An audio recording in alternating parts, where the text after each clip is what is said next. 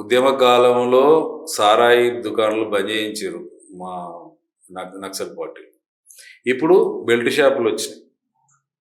అప్పుడు కార్డ్స్ ఎవరైనా ఊర్లలో కార్డ్స్ ఆడేవాళ్ళు, అరే అన్నలొస్తుర్రా అనే భయంతో కార్డ్స్ ఆడిపోయేవాళ్ళు.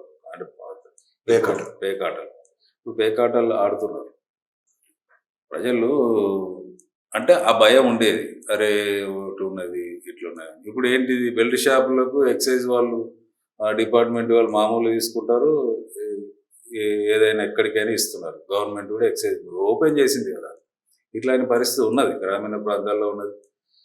పారిపోయిన పెత్తందారులు మళ్ళీ వచ్చి వేరే రూపంగా దోపిడీ మారింది, రూపు మారింది. అప్పుడు ప్రత్యక్షంగా ఉంది, ఇప్పుడు పరోక్షంగా ఉంది. అప్పుడు వెట్టి చేయించేవాళ్ళు, ఇప్పుడు ట్రాక్టర్ల రూపంగా చేయిస్తున్నారు. అప్పుడు ధాన్యం రూపంలో దోపిడీ చేసేవాళ్ళు, ఇప్పుడు ఎరువుల మందుల కాంట్రాక్టర్లుగా అధిక ధరలకు అమ్మి పీడిస్తున్నారు. అంటే పరోక్షంగా, అంటే అప్పుడు ప్రత్యక్ష దోపిడీ ఉంటే ఇప్పుడు పరోక్షంగా ఉన్న సందర్భం.